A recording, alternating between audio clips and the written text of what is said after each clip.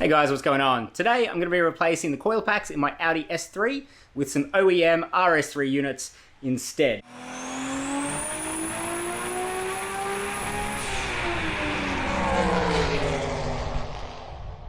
So let's open one up and have a look. It's a coil pack. VW AG. I do like the stalk on this compared to the OEM S3 one. The OEM S3 one was a bit of a different design. Very easy to get this stuck on the actual spark plug in the spark plug tube. Cool. Alright, so yeah, we've got 4 of those. Alright, so here we are with all 4 RS3 coil packs out of the box. They all look pretty good. They're just a coil pack. They're not all that exciting, but it's something that has to be done for my particular car. So let's go ahead and get these, or let's go ahead and get the original S3 ones out of my car, and we'll get these ones in. The process is pretty straightforward. I've got the new ones here. If you've ever changed the spark plugs on your Audi S3 or EA888 Gen 3, you will have had to remove these to get to the spark plugs. So it's a fairly straightforward process, but I just thought I would film it for those out there who maybe have never done it or are thinking of upgrading, just so you can see that there's actually no difference between these ones in terms of the nuts and bolts to get it in and out as the OEM S3 ones. So yeah, let's dive straight in.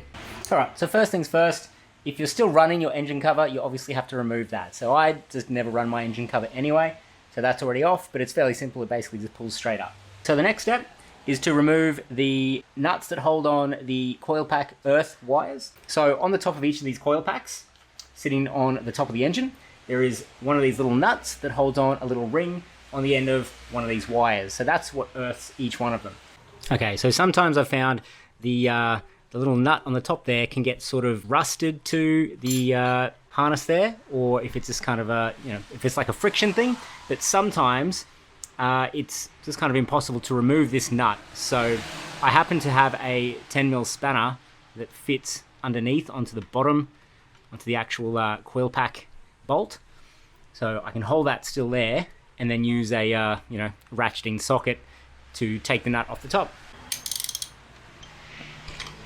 See, it does look a little bit rusty.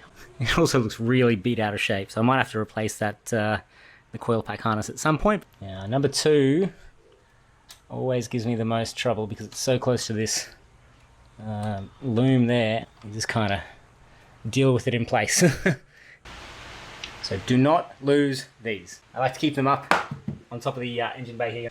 Alright, so number 1 is free, number 2 is free, number 3 is free, number 4 is also free. Cool. Alright, so now we basically do it again with the bolts that are holding the coil packs onto the motor.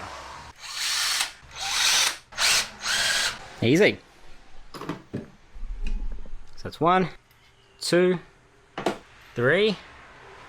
I might actually try to keep them in order so I know where they came from. And then 4. This one always gets a bit stuck. I don't know why. I feel like maybe that's been cross-threaded at some point. No, it's not too bad. I'm not sure. That's the bolts holding the coil packs to the motor out.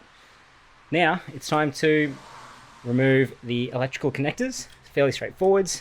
Now I like to pull them back and sit them on top of the coil pack, and you'll see why in a second. Sometimes you can't really do that until you sort of have to loosen all 4 before you can do that. There. Okay, there we go. It just makes it easier to move the whole bracket as one piece. And what I do is I tend to rotate the coil pack slightly, and so then that will now clear against that quite easily, and basically just pull this straight up. My biggest piece of advice when trying to remove these coil packs is to make sure you've warmed the car up. Go for a bit of a drive, come home, park it up, let it cool down so that it's not too hot to touch, obviously, but you need a little bit of warmth in the motor. 5 minutes of driving, coming home, waiting 10-15 minutes is sort of perfect.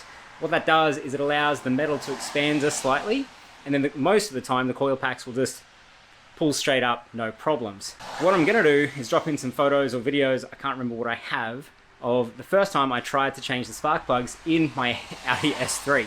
I had no idea what I was doing. I did it on a completely cold motor. I couldn't get them out. I ended up having to use ratchet straps or something. So this is what it's come to. A ratchet strap over the garage roof to try to remove coil pack number 4.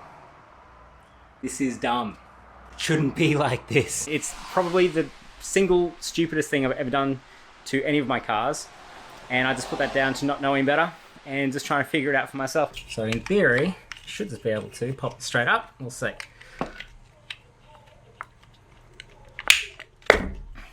There you go.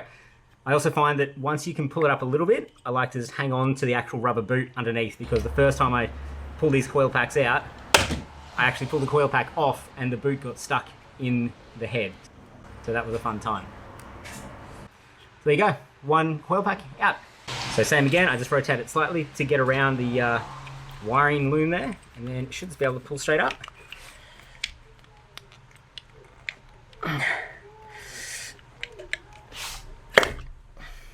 Number 2. This is number 3. Kind of have to maneuver it around this harness, see what I mean? There we go. Wow, number 3 done. And here's number 4. This one is a bit tricky because you can't really rotate it that much.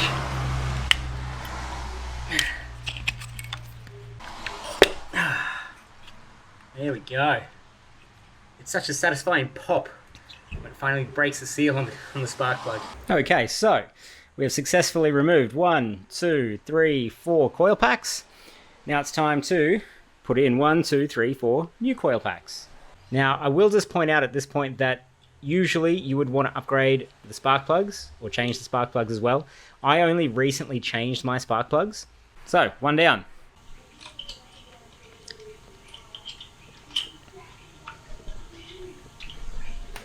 Number 2 done. Number 3.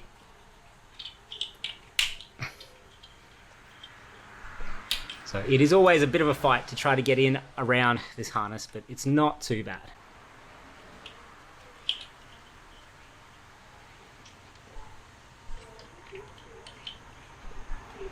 And there we go.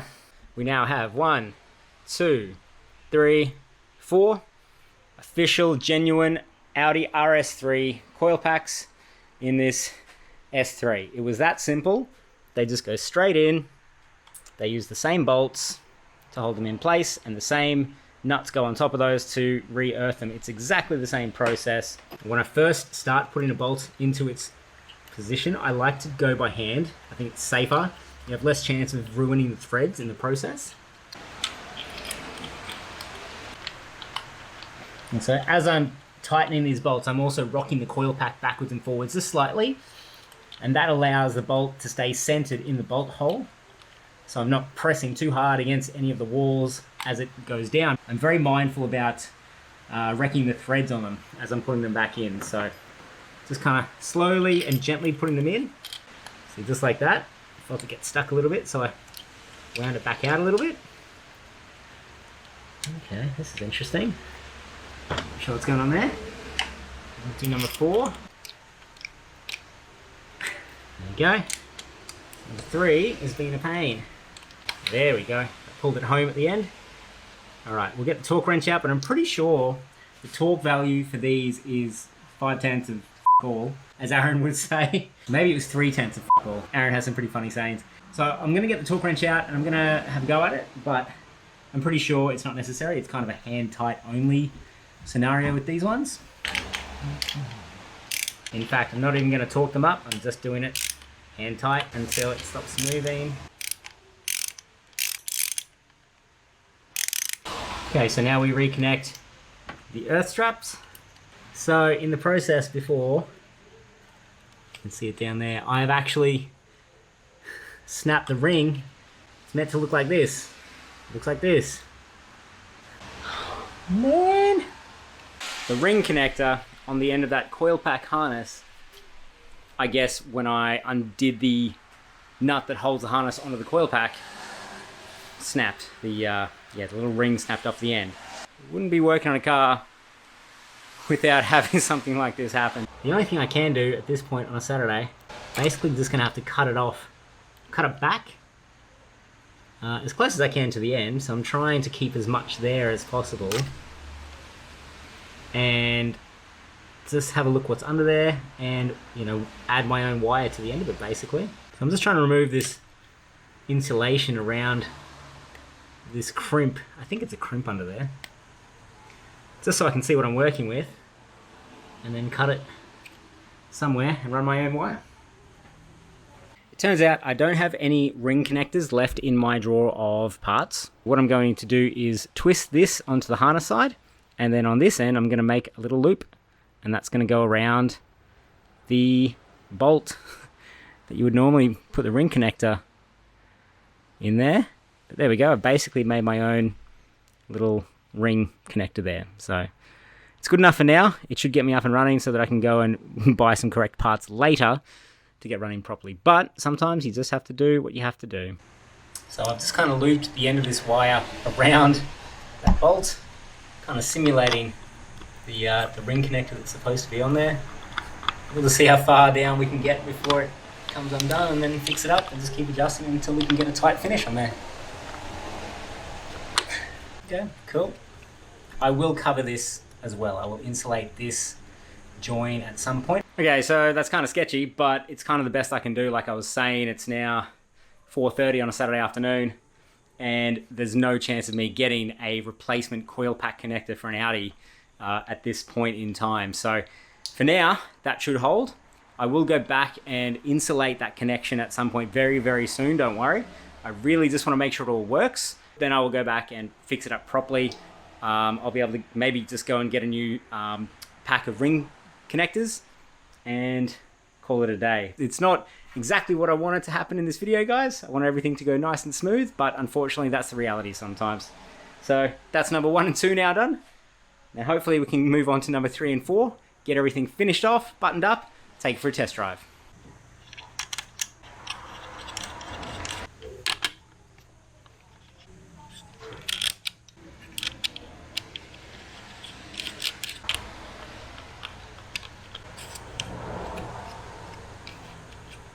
Alright, so that's everything basically buttoned up. The only thing left to do is plug each of these connectors in.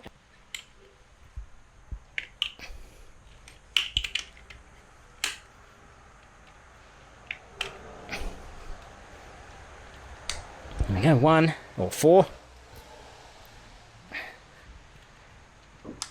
1, 2, 3. Alright. There we go. Whew. Let's fire it up. Here is the moment of truth. I really am not looking forward to this. I'm very nervous.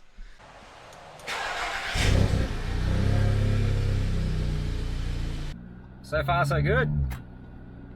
There's no weird sounds and it seems to be driving like it always does, which is surprising. First drive seems promising. It obviously hasn't warmed up yet. I think that'll be the real kicker, is when I can get it up to temperature and give it a proper pull. All right, here we go.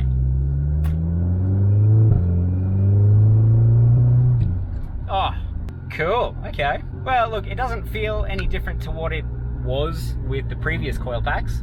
I wasn't expecting any immediate performance difference. The main reason I wanted the RS3 Coilpacks was because my original S3 Coilpacks, I screwed up when I was trying to pull them out for the first spark plug change when I first bought this car. So I replaced them with a set of unbranded, generic $100 Coilpacks.